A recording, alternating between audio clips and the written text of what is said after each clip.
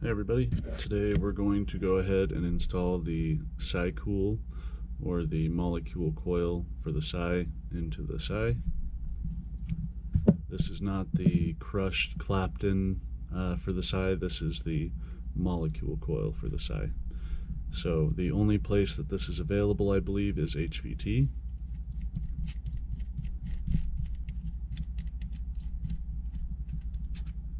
There's one that I used.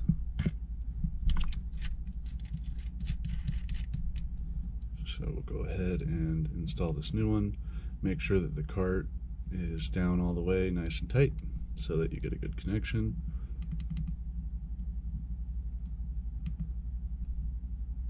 Take it into wattage mode. It's reading 0.39, which looks good. This can vary, there's a lot of factors that play into that, so it could be anywhere, lower 0.3s to even 0.41, 0.42. It can vary. It really depends on how the coil is installed and what have you.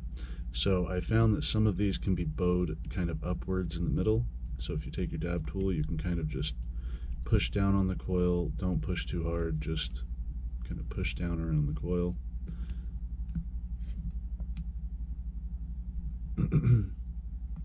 Fired at 13 watts. You'll want to, do this in a lowly lit room or shade the coil with your hand so that you can see if it starts to glow. I don't know if you can see this on camera, but it is glowing right in the middle of the coil for the most part.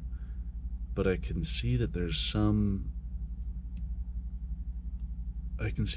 some little tiny areas that appear to be glowing brighter than others. So I'm going to go ahead and strum this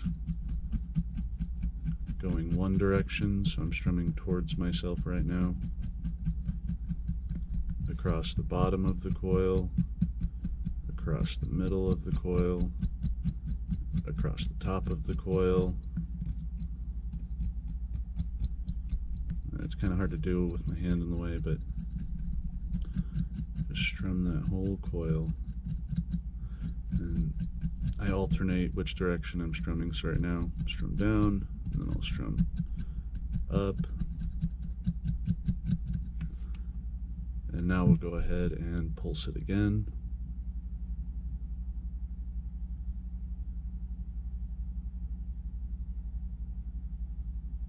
Looks like it's firing pretty good. Little hot spot right there, so I'm going to push down on that part of the coil. Kind of like playing a game of whack-a-mole. Just kind of poke and press anywhere that the coil gets hot. So after you poke the coil anywhere to adjust a hot spot, you need to strum the whole coil again. Because anytime you poke the coil, actually adjust the coil in elevation up or down, it will change the way that part of the coil fires. We addressed that in one of our other videos, where if you're using a dual round coil in an RDA and one coil is firing hotter than the other, sometimes it means your legs can be different lengths, but in this case it's single coil, so we know that's not the issue. But you can actually take your coil jig and adjust the coil up and down in a regular e-cig RDA, and that will change the rates at which they fire, and then you can re-strum them and typically get them to fire pretty evenly or equally.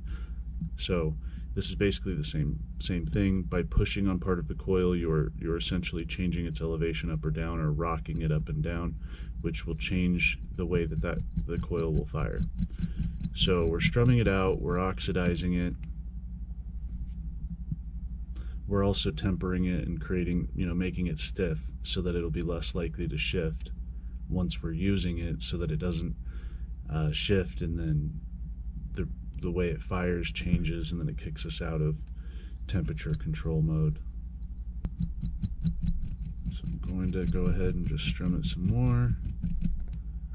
We'll fire it again. Now if at any point your mod or the atomizer starts to feel excessively warm, stop and just give it a break for a second. This is firing correctly now. I'm going to go ahead and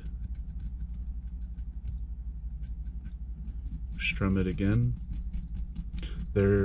Even if it appears to be firing correctly, you can have a hot spot inside the coil itself or underneath the coil that you don't see. And so, as a rule of thumb, I'll always do 1 or 2 more strum and fire cycles after I think the coil is firing correctly. They really have to be strummed out. You need to make sure that you've oxidized the wire appropriately but not over-oxidized it, and you need to temper the coil so that it basically becomes stiff and doesn't shift.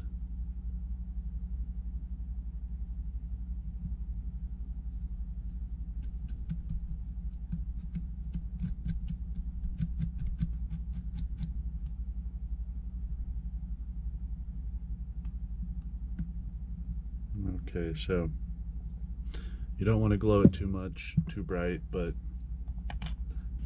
it's definitely firing evenly. It fires in the middle. The legs that go down in, they don't get as hot. The middle of the coil gets the hottest, and then the heat moves outwards towards the legs. So in temperature control, the entire coil will reach temperature, but the very center of the coil reaches the temperature first. And so that's why you want to get your dab as centered as possible on that coil so that it's on the hottest part, and as that hot part heats up, it expands its heat out while the dab is also melting and expanding out on the coil. So they kind of do it together. The heat expands while the dab expands out on that first hit, and then on the second hit, a lot of the concentrate is already absorbed into the coil, and so the second hit is actually coming from oil that's melted into the coil, and you'll still get good flavor on the second hit. I mean, it's not going to be, you know, insane flavor like you get on the first hit, but it's still going to be really good flavor on that second hit if you continue sucking through the device after you let off the power button to kind of cool everything back down. So right now what we're doing, because you know the dry fire process is complete, we're going to just unscrew that from the mod for, you know, kind of just to allow air to flow between the two, you know, between the mod and the atomizer, so everything cools back down. As soon as it's back to room temperature, we'll switch it to stainless steel temperature control. And also, you want to do this on a battery that's not almost dead like mine. So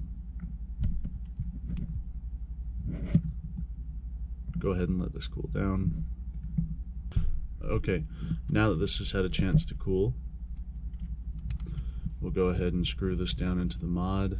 You want to do this quickly because the mod will actually take its resistance reading as you're screwing it down. So if you're slow about it, it'll read a higher resistance than it actually is. Right now it's reading 0.41, and it appears to be temperature controlling accurately. A good test of this is to turn it up to 550 first, heat up the coil, and look to see if it glows at all. So at 550, it's TCing, and there was no glow, so we'll go ahead and we'll try 600 now. At 600, I get the just slightest glow. You might not even be able to see it. So that tells me that we're getting just slightly above 600. I mean, just a tiny bit above 600. So I'm going to go ahead and turn this to,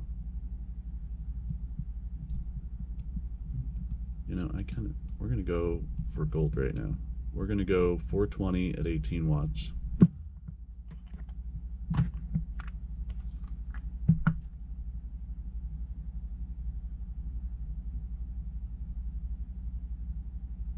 Now I take just a tiny little bit on my tool. It's loosely on there so that it'll kind of fall off. That's actually a pretty big amount. You could do half that. In fact, I would recommend half that, but the coil's a little warm, so I'm just kind of rubbing the coil with the first time a coil's used, it helps to kind of just, while it's warm, rub the dab on it. Rub the dab on it so a little bit melts into it. Okay. kind of stuck on my tool there, so.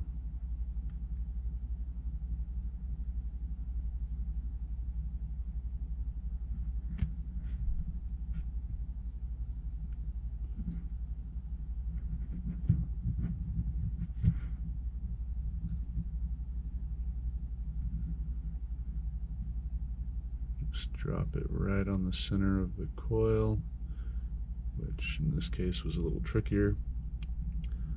I'm going to just pulse the coil slightly. There you go. You can see that the dab is pretty much just right on the middle of that coil.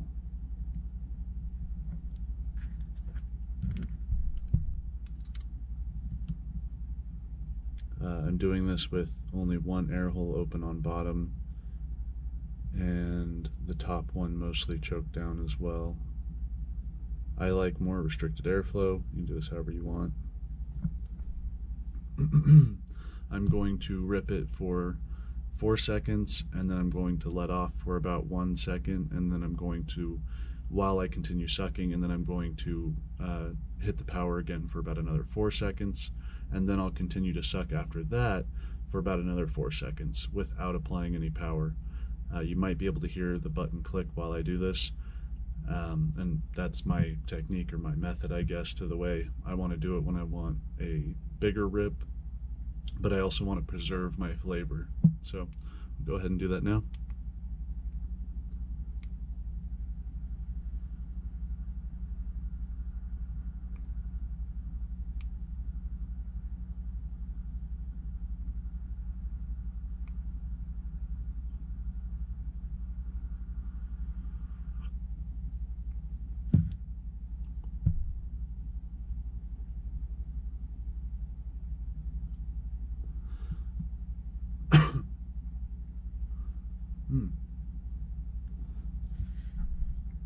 Definitely a good size rip, good flavor, and very little oil went off to the side there. It's probably not even enough to scoop up or do anything with.